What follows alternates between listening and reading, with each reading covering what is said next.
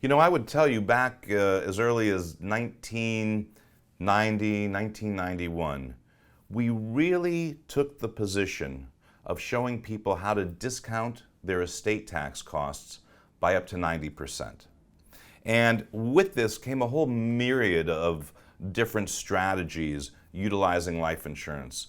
But I want to bring you back to those days because there's been quite a lot of changes, but we could be on our way back to those days. What do I mean by that? You see, back then, we all had what was called a lifetime exemption, and we had annual gifting allowances.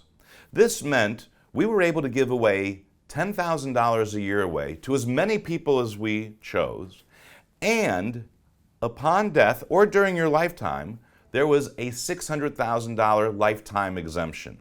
And that meant the first $600,000 was free from any estate tax. Well, when we would meet people like yourselves who may have been worth $5 million or $8 million or $10 million, they didn't realize the exposure that their family had to ultimately the IRS and what was going to happen to their lifetime of work and monies that they have created. What do I mean by this? Well, let's go back to that time. And let's assume you had a $10 million estate. On a married couple, each had a $600,000 lifetime exemption. That meant the first $1.2 million was free from estate tax. That meant $8.8 million out of the $10 million was subject to an estate tax. Now, do you want to know what the estate tax was at those levels? 55%. That means your family was going to pay estate taxes of 55% on $8.8 million. Not to mention, if you happen to live in a state that had a state inheritance tax, which could be another 5, 8, 10, or 15%. Well, when families realized that approximately $5 million was going out the window to the IRS, and you took your entire lifetime to amass $10 million, and your family is only going to receive $5 million, that really tugged on people's heartstrings. Not the fact that they couldn't stand the idea that their children weren't going to receive what they had created. The idea that the government was taking half our money because we made a mistake and died? Now, we've certainly paid our fair share of taxes during our lifetime. It became an insult to people. So the idea was that I could buy life insurance. So we started off by saying, how would you like to discount your estate tax cost by 90%? What we had created back then was a one-payment survivorship life insurance policy where a couple age 60, for example, who needed $5 million of insurance to be owned outside of their estate. This is where we would have an irrevocable life insurance trust own the policy. That trust would purchase a $5 million policy, and on two people, husband and wife, 60 years of age, we were able to get a 10-to-1 return in those days. That meant for a one-time payment of $500,000, we could create $5 million of insurance that would be used to offset the estate taxes ultimately. Now, why is this important? Because you see, we all die unexpectedly. No one really knows when that's going to happen.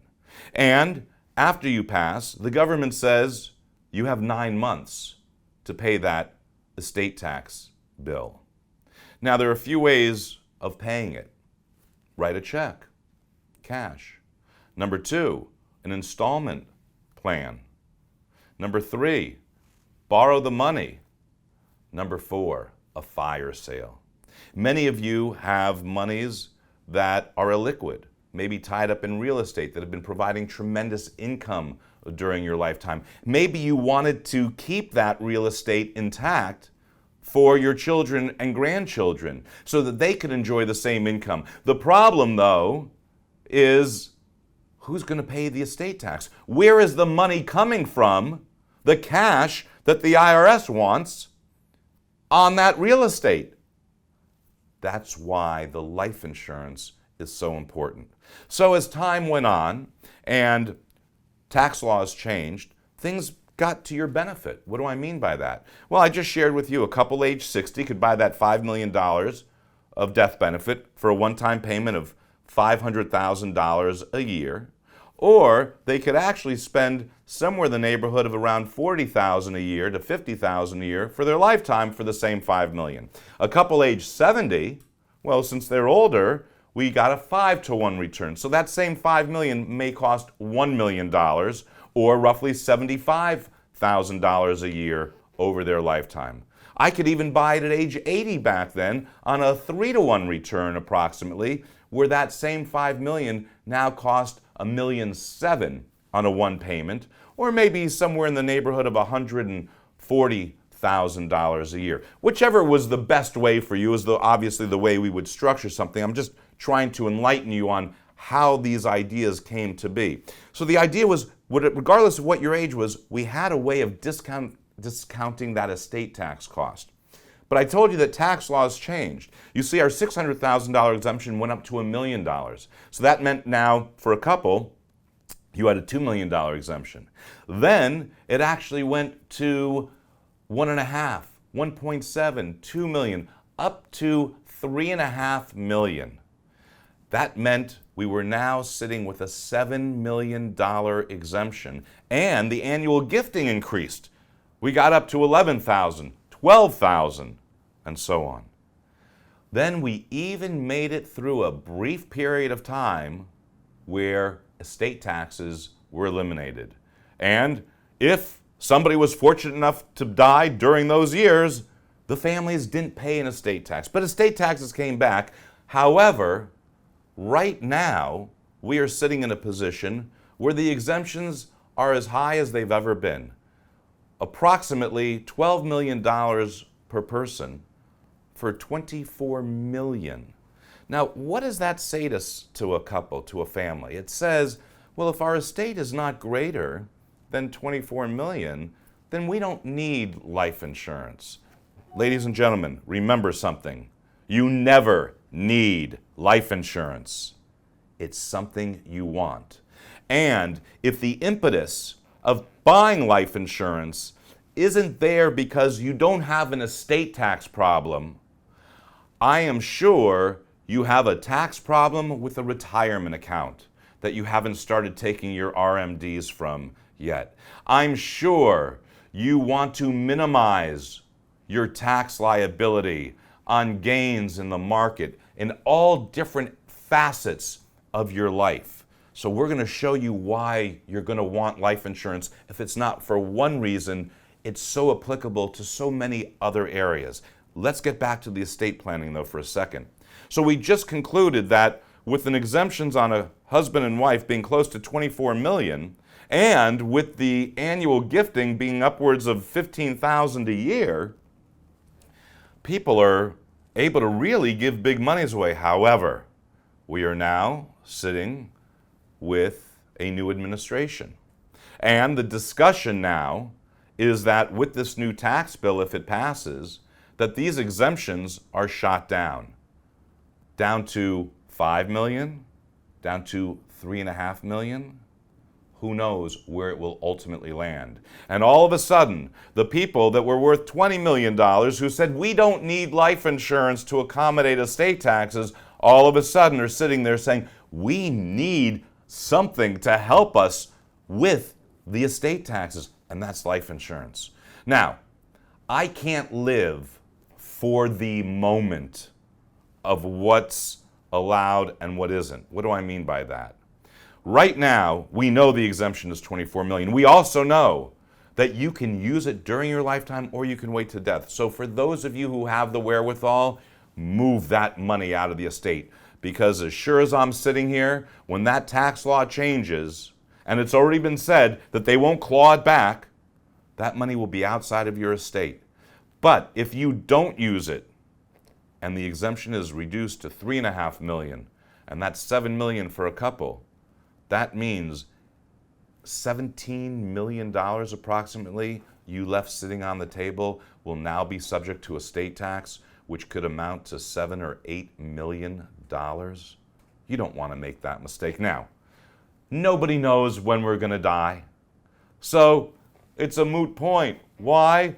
Because you're not planning on dying for 10 years, for 15 years, for 20 years, for 25 years. You tell me what the estate tax exemptions are going to be at that time. Nobody knows. But I do know this. If I put the proper insurance in place, I'll never have to worry. And if the government imposes the biggest possible tax on me, I know my family is covered 100%. And how about this? If we are lucky enough one day to pass with no estate tax cost, with a maximum exemption, with no estate tax liability, then I offer this suggestion. If the money from life insurance that was going to be used was good enough to pay the government the estate tax due, then it must be good enough to leave additionally to your children and grandchildren and favorite charities if there is no estate tax liability. At the end of the day, it's money. Now, I want to make light of something, because when we talk about life insurance, while we may be talking about this one strategy, so many different ideas pop into people's heads.